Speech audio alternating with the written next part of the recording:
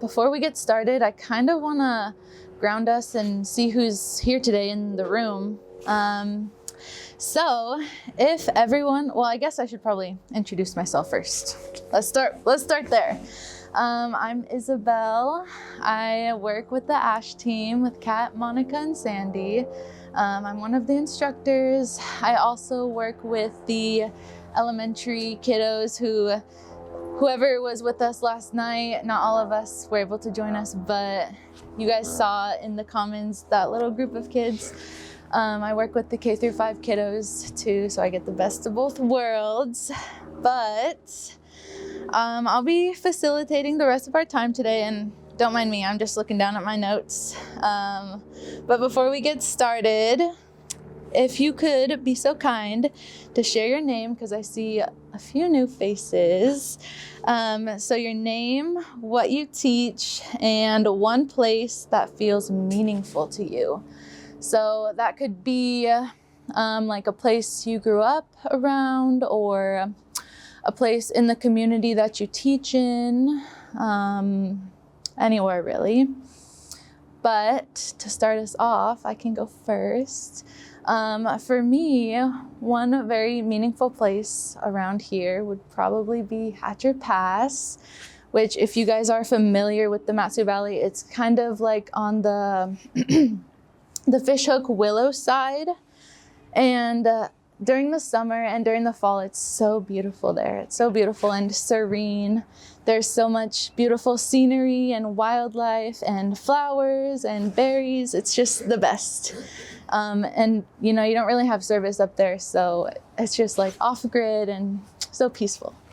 But yeah, that would be my meaningful place. Does anyone want to go next? Question mark? Yeah, let's go. Okay. Hello, everybody. I am Justine.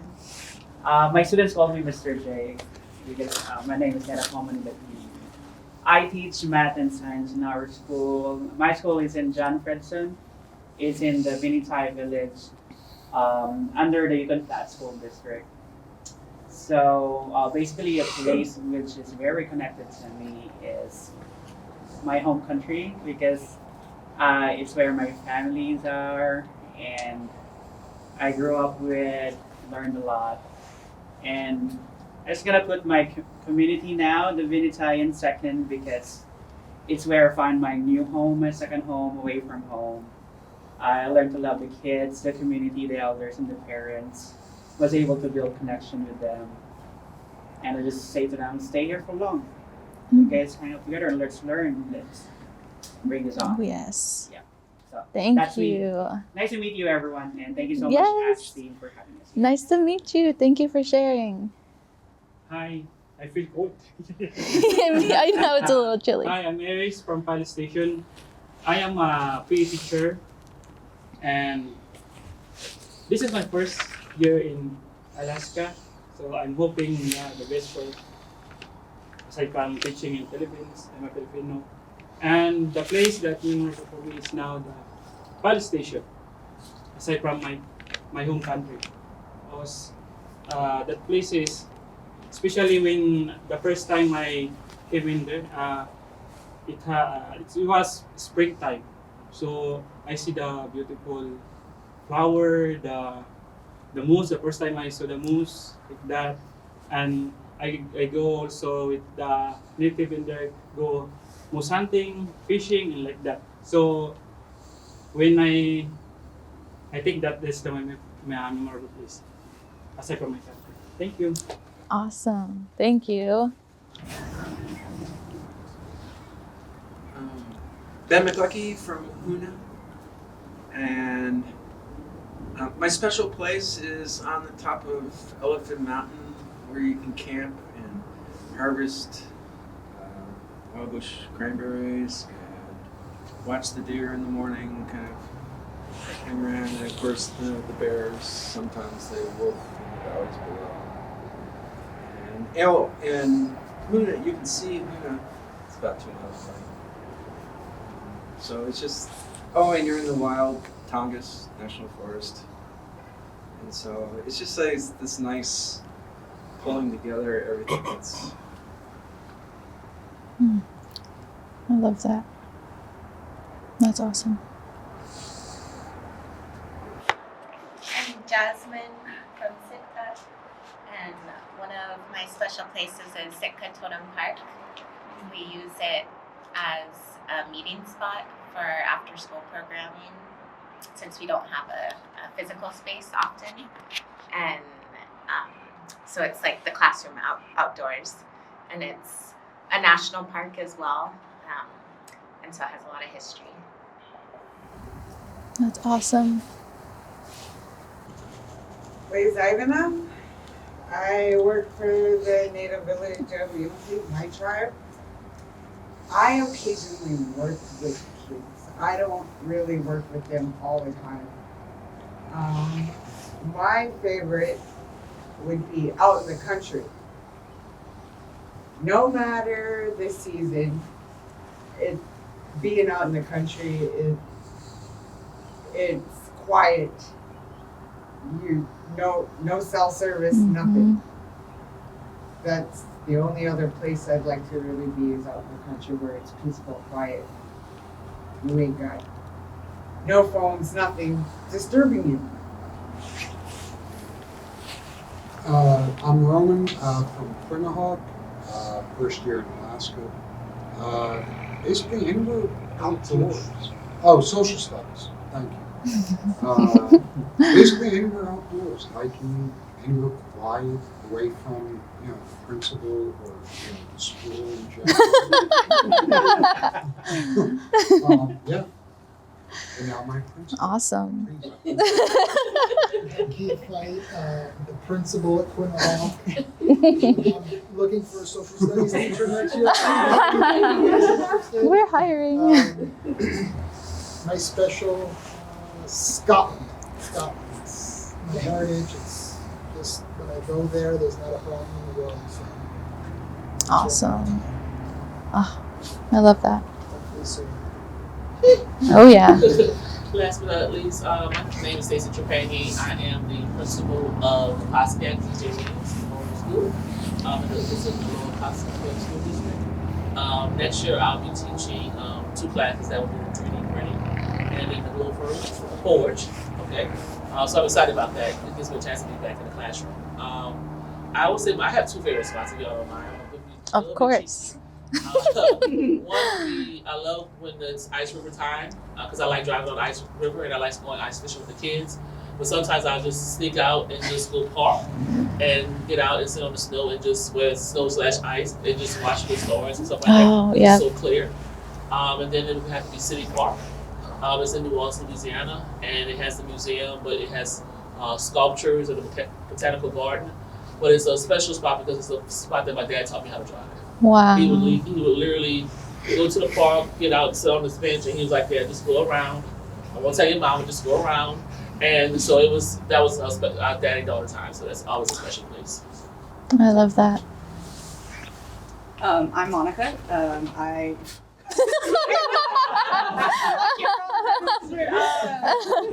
So I'm Monica. I work on the ASH team. I'm the one that coordinates all the trips. So I think everyone's contacted me at some point. My special place or my meaningful place is actually in my own backyard. There's like this spot on my deck that like leans up against the house, and like I don't know what it is, but the sun hits it all the time, and so it's just any time of year it just magically gets sun, and so that's where I like to go and just sit out there in the snow or when it's dry.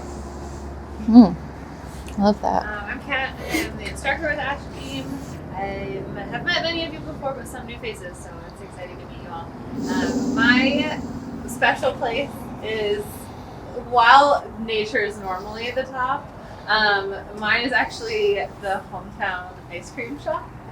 Because it's just a place where every game all summer long, my family and I would go, and they had this like waterfall-y thing, and I don't know, just so many good memories there. On my wedding day, my husband and I went there, so it's just one of those things that places that just holds a lot in my heart. So Cops Frozen Custard in Milwaukee if Oh. you ever need to go. I love that. Thank you guys for sharing. One of the things that I really noticed as everyone was going around is how all of the places were connected to memory, identity, and memory, identity, and experiences. That was the third one. I was taking notes in my head, but I don't remember what it was. But, and that's kind of something that exactly the thing that we'll be diving in today. We're going to be diving into place-based learning approach, which is really just a shift in recognizing that learning doesn't only come from classrooms and textbooks, but also environments, community, and the lived experiences around students. With a quick show of hands, how many of you guys are familiar with this place-based learning approach? Okay, so we have a mix, okay. So the other thing that I thought it was really important to recognize is that oftentimes Indigenous knowledge systems are rooted in relationships between people, land, and story.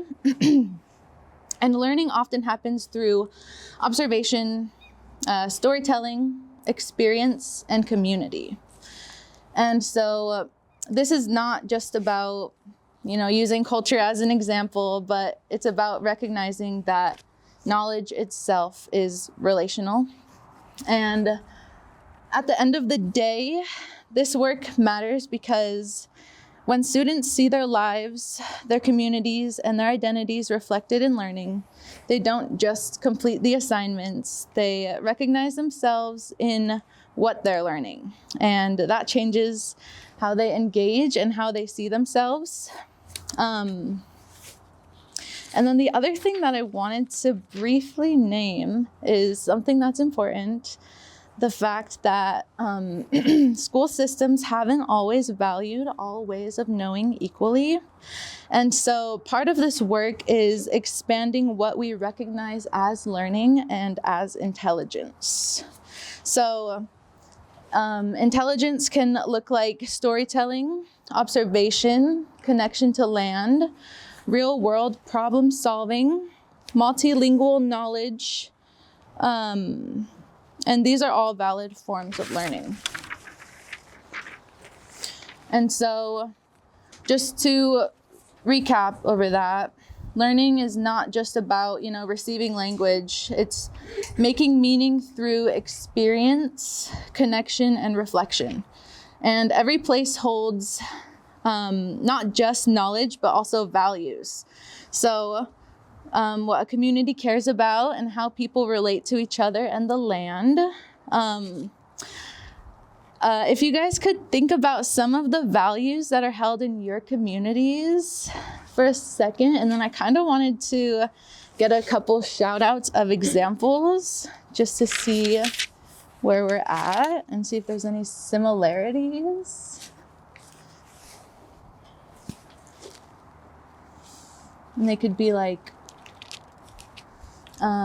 school values or tribal values, or I would say for me, family values. And I would think about I think about the culture that I'm in now with this youth culture. So they have feasts to remember the passing of important relatives. That could be mothers, daughters, just in family in general. And like we have that in New Orleans, being Catholic, but it's called All Saints Day, where we go visit our loved ones at their cemeteries or mausoleums, and we have feasts for them. But it's just one day compared to in the village that I am. It's every birthday or every wedding anniversary they're having a feast and everybody comes. So it's a familiarity with me because I'm used to it. But it's like from where I'm from in New Orleans, it's like that one day that we have all of that. Compared to I like the fact that they have it at every for every like birthday or for the anniversary, stuff like that. And that was something that I said that I wanted to do when I went back home with my family. Since my husband's family is very large and I don't have any because mine is very small. So that was one of the traditions that I wanted to take because I like that value of a sense of community, everybody coming together. So I love that so much. That's so awesome. Thank you for sharing that. Anyone else want to shout anything out while we're here? Couple examples could be like sharing or respect or humility or humor. Humor, I know, is a big one across the state. Storytelling. But what I was trying to get at is that like all of those listed values are so important and can also be part of learning. And so today, we're going to be moving through 3 phases. So place, which we kind of got a little bit of at the Heritage Center, learning about all the different places across the state. And we'll be able to do a little bit more research in the library, customized to each of your guys' regions. Meaning and then making. So I don't know if everyone heard me at the Heritage Center. I kind of said it last minute, but throughout the week, we're going to be creating individualized, culturally relevant, place-based STEAM lesson plans that involve the machines that you guys have at your schools.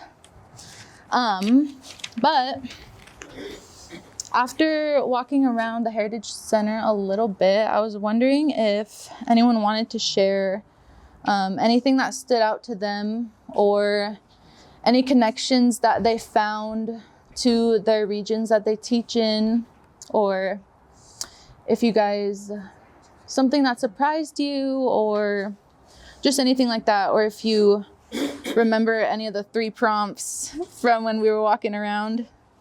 I can go over those again. So something that connected to your region, how the learning was happening outside of textbooks and classrooms, and then maybe how it could be taught into a lesson.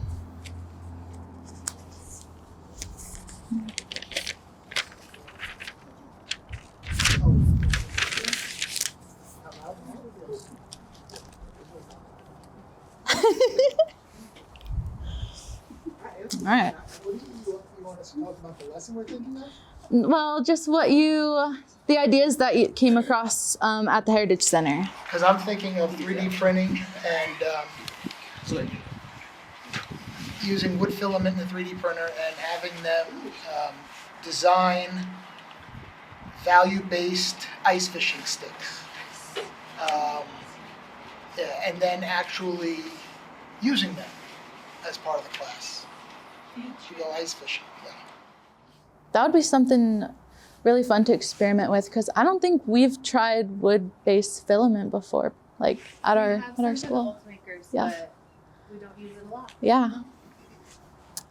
Does anyone else want to share maybe their ideas? So the museum had a lot of discussion, a lot of displays about the history of public education and the history of religion, slicing the state up into, well, in the Southeast it would be Presbyterians, for example. And it just got me, I was thinking, oh, this would be a great thing for the exercise for the students to kind of think about what the school should be now. Because right now, public education in Hoonah, I think elsewhere, is being, there's this onslaught of all these different forces, like homeschool and shoot, losing. I had other thoughts. I think I left some of them at the museum. But anyway, yeah. So I think Hoonah's have the kids define for themselves the importance of a community school in Hoonah for the community of Hoonah. Our school was built after the Molly Hatch Act, kind of thing. Anyway, all these forces that are trying to unravel public school right now. Yeah. But what the museum did is kind of brought it full circle. Well, why are these schools important in the place they are? And I think that would give them, you know, not only a sense of identity, but also like a sense of belonging too, if they feel like their voices can be heard and if they feel like they can be part of that. I really like that idea, actually. Oh my gosh, I'm gonna have to steal that from you. No. Yeah. So when looking through, as part of Ash Team, we're on Dena'ina land. And the whole exhibit, if you guys noticed, was about the Dena'ina Counting Cord. The whole, right side of the room. And I thought that would be a really cool thing to implement in our school as a way for students to track their time. Because I don't know if in your schools, but in a lot of schools, especially higher education, graduates get cords or have some sort of, you know, I know we offered types of regalia that their students can wear, but I thought that would be an additional way to track their time with us as a school, or just their learning journey, and kind of recount it in a way that is super individualized and could you know count for each individual's learning story more than just I took this class, I took that class, where is kind of what you get when you get a transcript is a little more just the black and white. But I thought the counting cord could be a really cool way for them to track their own journeys. I like that idea. Yeah, I feel like I don't really see much of the counting cord resource being used a lot. And I'm like, how didn't we think of that before? That's smart. I have one. Oh, yes. One was when they talked about the boarding schools. And they talked about, there was one part of it that said they had the principal or site admin or whatever was running the boarding school, and he was making the kids do carvings for funding. And I said how you could relate that to now is because you with the Egyptians and the pyramids, when they were discovering the pyramids, how they were robbing the tombs. When you talk about children working, you could talk about the Appalachian mining, when kids had to do that as well. And I also thought about too, now you have a lot of parts of African countries who are pressuring like Europe and everything else to give back the artifacts that were taken from their country during colonization. So I thought that could be a lesson and taught. And then you had another question about how does it relate to your region? I was thinking about two ways to try to relate it to my kids, because Louisiana is a hunter's paradise, and we do the same subsistence living. Like in some of the Cajun areas and Creole areas, they still do subsistence living. And I was going to relate, try to pull those two things in. And then the other one is Mardi Gras Indians. If you've ever been to Mardi Gras, we have Mardi Gras Indians, and that's supposed to be homage to the indigenous community of Louisiana, who was, when blacks were enslaved and they ran away, a lot of those communities, indigenous communities, took them in and sheltered them. So when they make their beading and do their costumes with their beading and feathers, you see some of the amazing artwork that's some of the same artworks that are affiliated with our same Yupik culture.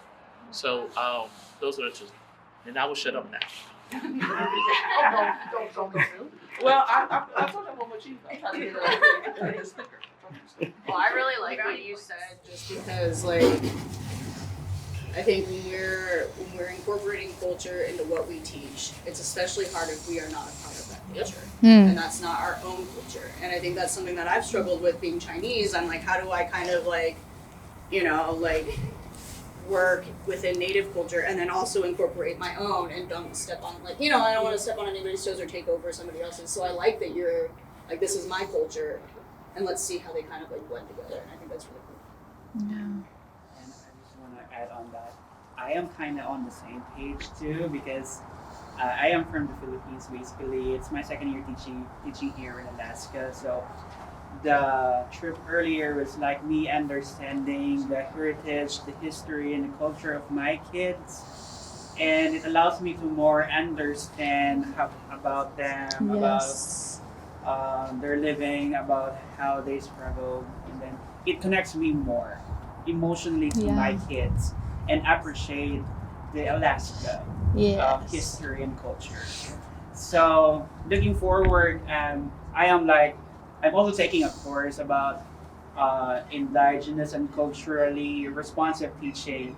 I take that course because as a teacher, I am on track, or I want to be like, I want to learn the culture itself so that I can relate to the culture and better understand my kids, and how do I bring that over in my class teaching science and math, because I just don't want to be teaching the concepts of math, but relate our concept of math to their culture, to their literature. Yeah, because when that is our approach in teaching, then students will see the relevance of everything they're learning inside the classroom. So, Yeah. basically, Yeah. thank you. Yep. It makes it more like personalized to them, and it gives them that deeper connection, and they're like, oh, this does actually apply to me in my life. Like what are concepts in preserving the salmon? Yeah. Yeah, it's a science concepts on it. So like understanding, digging deep with it, and that's how they're like practice in Yeah. their culture. So, Or even looking at like patterns in regalia and being like, okay, what's the mathematical aspect of this? Yeah, actually, yeah. That's what I'm I love that.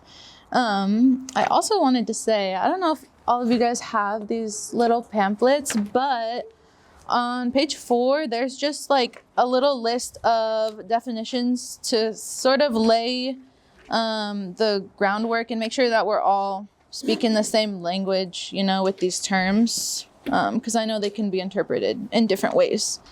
But, so take a look over that. Let's see. Place-based learning, we got that. Indigenous / Alaska ways of knowing, Alaska Native ways of knowing.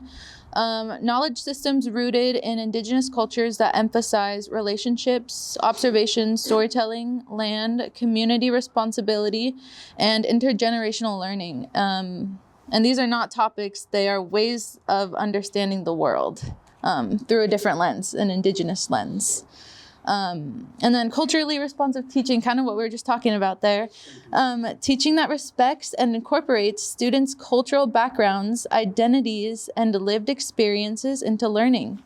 So the goal for that is to have students feel seen, valued, and connected to what they are learning, because that will also really up the engagement and participation as well, you know, if they have that sense of interest and connection to that.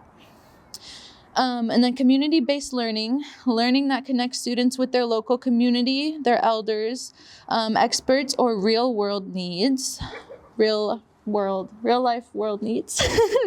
Projects often have a purpose beyond the classroom.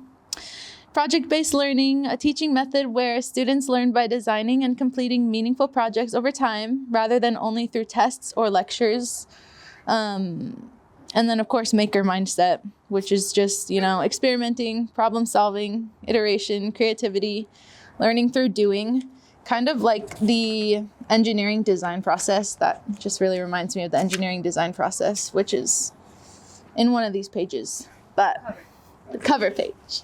But I also wanted to say, not only will you guys be making one lesson plan based off of your region, but you'll also be making one with a partner. So if you guys are from different regions, you can either design the lesson plan for one region or make something that's adaptable. In the van, once we get to the library, I printed out a few of the Alaska cultural standards, which might help give a little bit more of a structured support. Another thing that I thought would be really valuable is or helpful in ideas is the community values or tribal values of where you guys teach. I think that would be super awesome to see in the lesson plans too. And then on the second page, past the definitions, these are some of the guiding questions that will help you guys come up with your lesson plans. And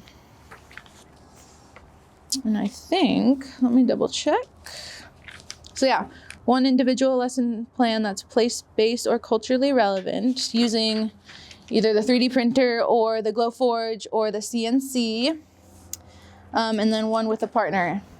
Can be Different region or same region?